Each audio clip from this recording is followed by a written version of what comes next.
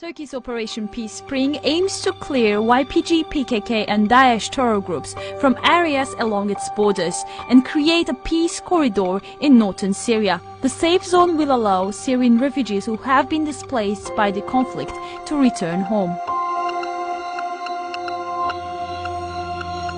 Turkish President Erdogan has laid out a two-staged plan.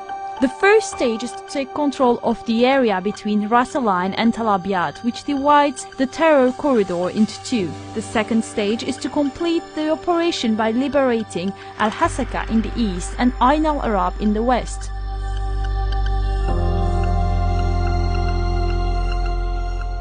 So far, Turkish troops and the Syrian National Army have seized Syria's M4 highway linking the YPG-controlled cities of Manbij and Kamishli.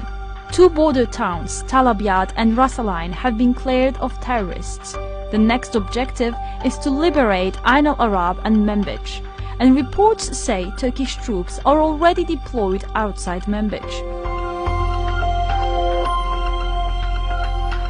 The YPG was abandoned by the US and has been seeking new partners to fight against Turkish forces in the Syrian National Army.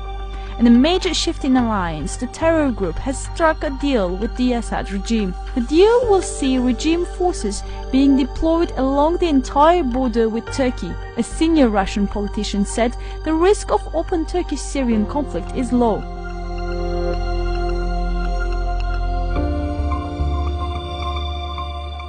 The US said on Sunday it will withdraw its remaining 1,000 troops from the northern Syria.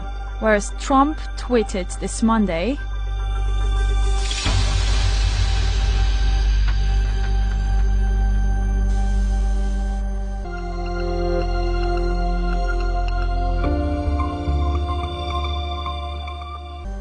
Meanwhile, France, which has been a major ally in the US-led coalition fighting against Daesh in Syria and Iraq, also decided to pull out its troops and civilian personnel from Syria.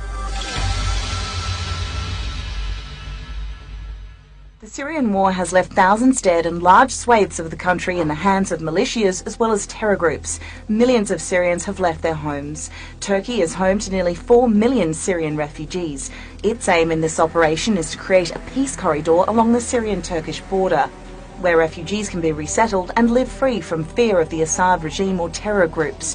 The area Turkey is trying to clear was once home to Kurds and Arabs, but many locals have fled the area. This is what Syria looked like when Daesh was almost at the height of its power.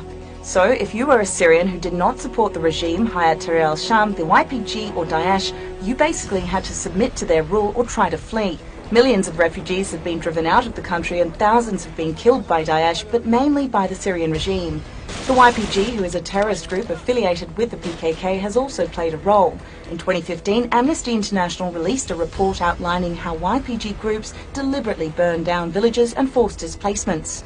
Turkey is also seeking to clear its border from the group that has shelled Turkey and killed hundreds of people for years.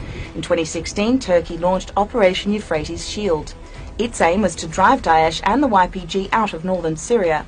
Then in 2018 came Operation Olive Branch in Afrin.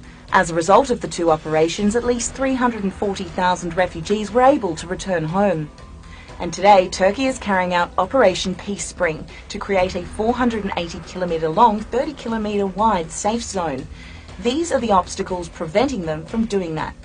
Since 1984, the PKK, an armed organisation, has been fighting against the Turkish state, claiming the lives of more than 40,000 people.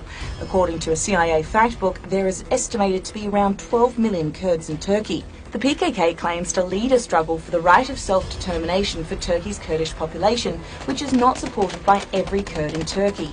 This group is recognised as a terrorist organisation not only by Turkey but many entities, including the European Union, NATO and the United States.